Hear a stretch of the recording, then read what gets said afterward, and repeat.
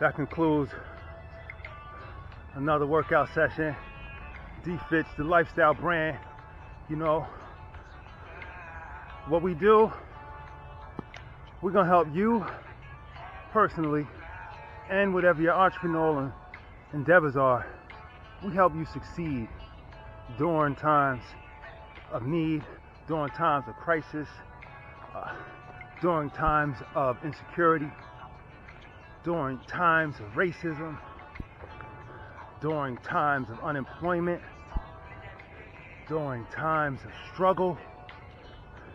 This is when you can call on D-Fit, the lifestyle brand, because I have survived through all of those that I just mentioned, and I still have a competent mind.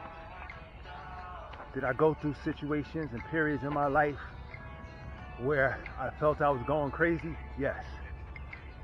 Did I think I was going insane, repeating the same behaviors over and over again and expecting a different outcome? Did I go through that? Yes. Have I achieved super high levels of financial success? That depends on your measure. At one time in my life, when I was 26 years old, I had $214,000 in my bank account. I owned in my name 4 properties. I was leasing 2 cars. So I had a net value at one point of $750,000, and that was my peak. Then I lost my dad in 2004, and definitely a learned process. Well, I definitely struggled through those times up until 2020. So that's 16 years. You know, patience is not passive, especially if you are progressing towards your goals while you're waiting. But there's different periods that come with all these turbulent times that you can do nothing but sit through them, regardless of how ready you are to implement and impact your industry. Yeah, God and life has other plans. You know, if our lives were scripted, all of us would be successful. It's how you adjust, how you pivot, how you maneuver during situations that, you know, leave you bewildered, leave you angry, leave you emotionally exhausted. I'm exhausted, guys. This last incident of police brutality, or just to say a violation of civil rights, a violation of human rights, what happened? Take the color out of it, and it's still egregious. It's still hurtful, man. It's hurtful. It's hurtful. You know, as a black man, I check all the boxes, guys. All of them. At 17, I was brutalized by cops. You know why? Because I'm in the park with my girlfriend after hours. Okay. Did I see the sign? Maybe, maybe not.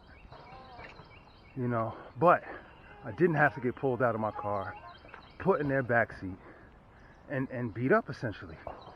Handcuffed, stabbed in the ribs with nightsticks, punched in the face, as my girlfriend at the time just sat, all she could do was sit in the passenger seat of my car and watch. And on top of that, I received 4 tickets. You know what I mean? I'm just trying to make out with my girl. You know, shouldn't that have been a time for, hey, first, what do you call it? For a warning. Gee whiz. It just, my relationship with police since that time is tainted. And then, you know, none of these situations get better up until now. You know, that was what? That was 91 when that happened. You know, and yeah, guys, it's, you know, people are beyond enough is enough. If you are not taking some type of action, or you are not trying to contribute to some type of change with equality, justice, especially for people of color, black people. Let's just go ahead and say it. This out in the open. Like, that was another thing that I couldn't stand. It was like, I almost had to suppress my love for my people. Power to the people. Black and proud. I'm black and proud. I've always been. Always.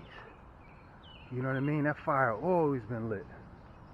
You know, but it's behaviors of some of our people that I can't ignore or overlook, that, you know, you don't want to get on the bullhorn and say that because they over there being ignorant, being niggas, you know.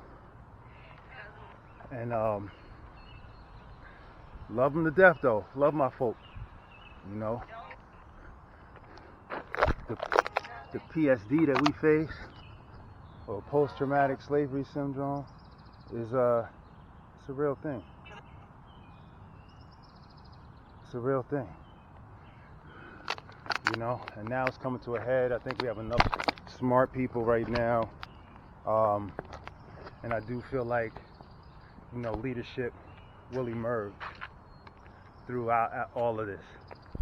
And I think it's going to be way more collective than it's been in the past.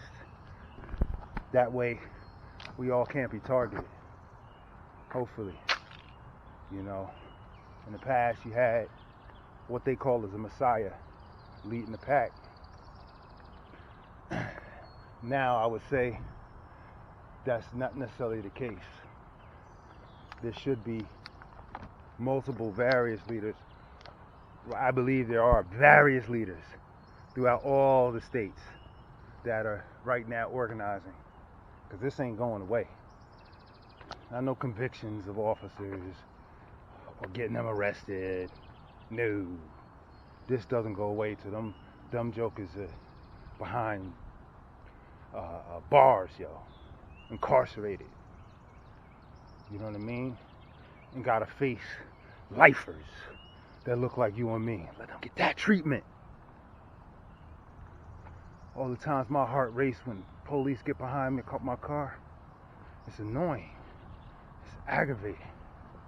You know, because you know, is this it? Is this how my story ends? You know? And no other human being should have that power, man, and get away with it. Who are they to end the story? End that man's story? End that woman's story, man? It's fucked up, yo. Like, how many we gotta lose? Come on, the disparity of the COVID. You know what I mean?